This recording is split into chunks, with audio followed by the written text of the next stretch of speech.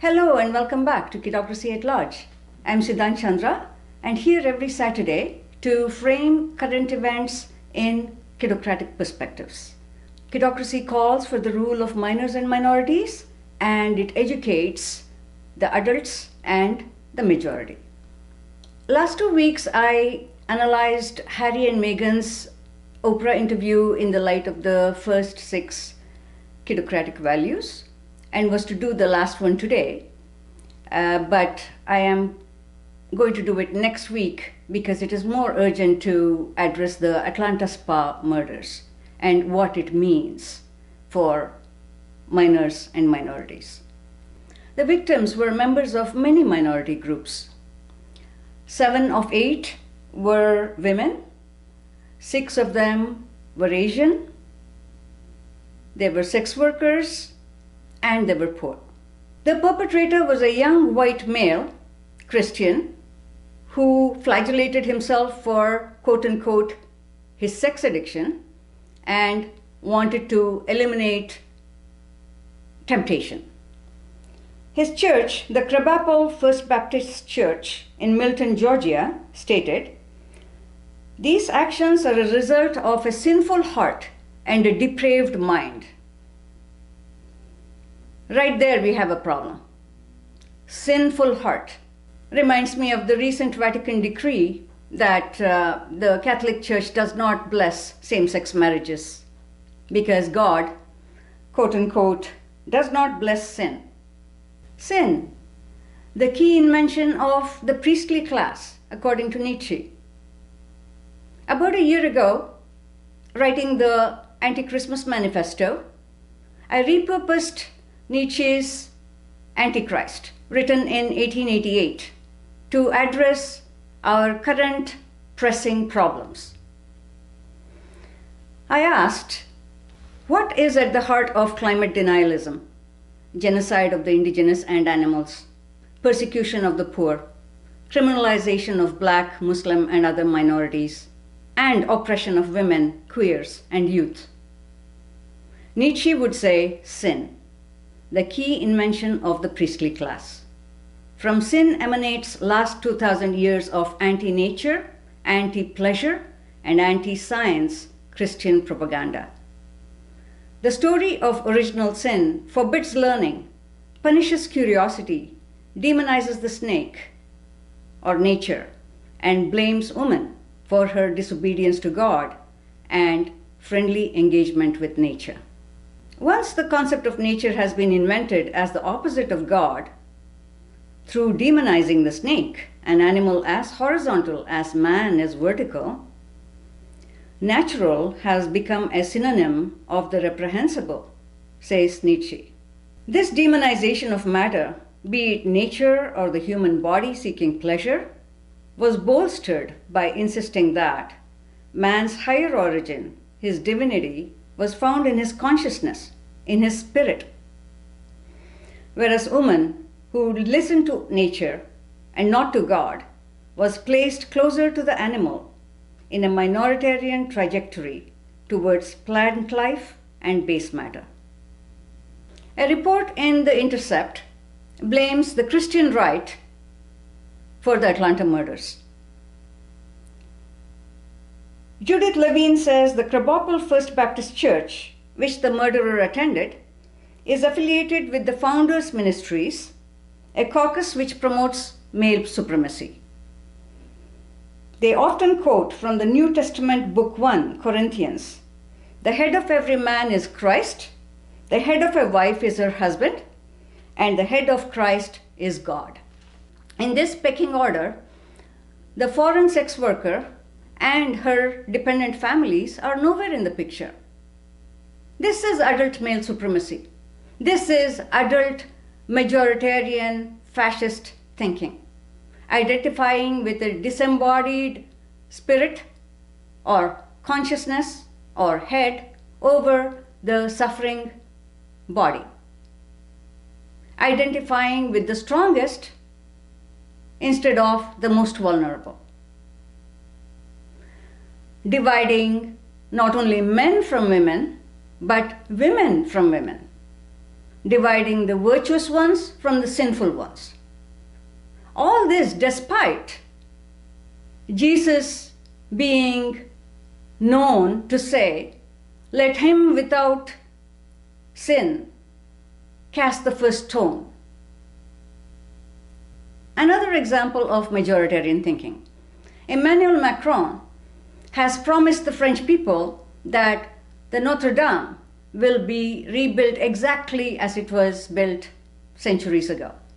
This will require about 1,000 oak trees between the ages of 150 and 200 years to be felled to recreate this vision of the Virgin Mary. Shows how powerful and insidious priestly thinking still is, that we are in the middle of a pandemic caused by inroads into nature. We should be planting trees. Instead, these trees, 1,000 oak trees, between the ages of 150 years and 200, will be cut to re-bolster the Christian vision of the Virgin Mary. The women of Atlanta are somewhere in between these trees and the Christian God. We are all in between these trees and the Christian God. Both Asian and South Asian communities in the global north compete for the model minority position. That is, blend in, pursue successful professions, don't rock the boat, don't draw attention. This is majoritarian.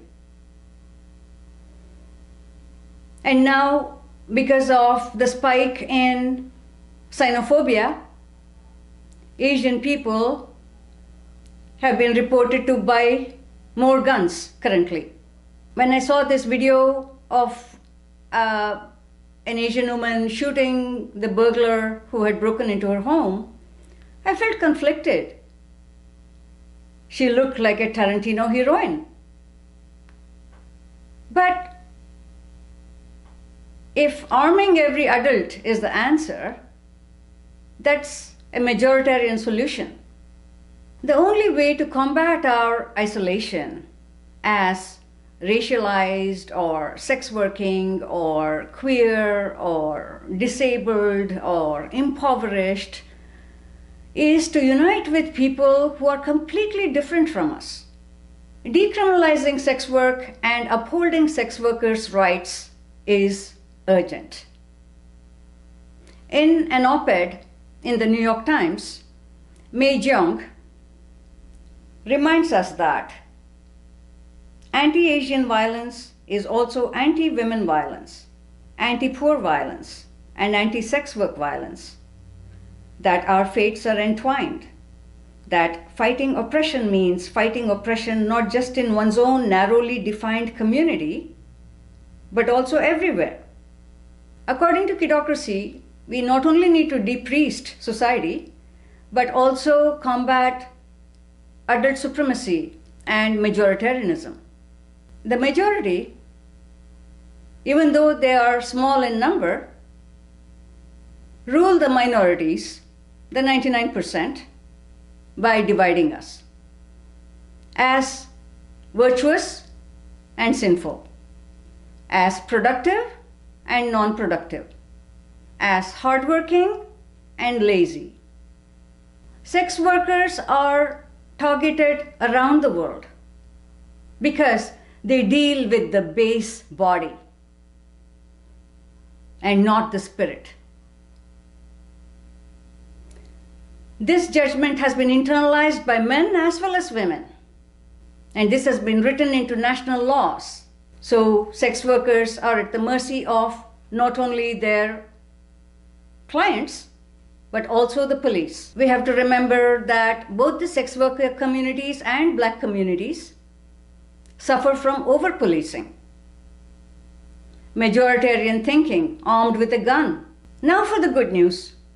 There's a growing tendency of minoritarianism in the world. What I call kidocratic education by minors and minorities, both as collective action as well as individual ones. Black Lives Matter emerged when a white armed man who shot a black teen was acquitted by the courts in Florida.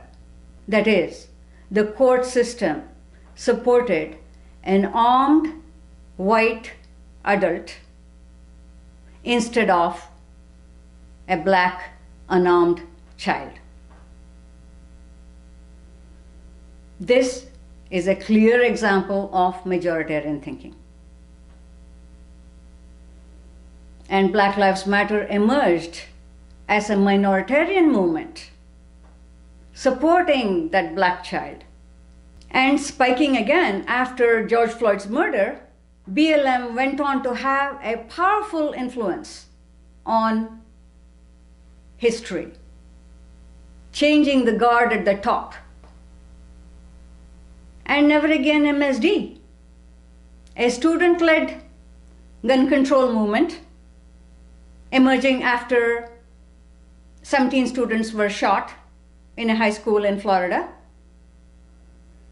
They have gone on to condemn lawmakers who receive money from the NRA, the National Rifle Agency. They also organized March for Our Lives, which inspired Greta Thunberg to start Fridays for Future, which has become a global movement demanding that we change the way we live to protect a million species at risk due to global heating.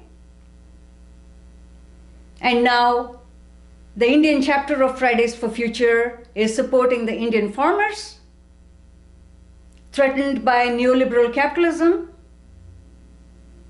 It is clear that minoritarianism, the third value of kidocracy, is the only way if we are all going to survive and thrive.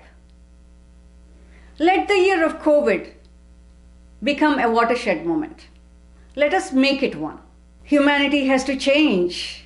We have to shed 2,000 years of misinformation.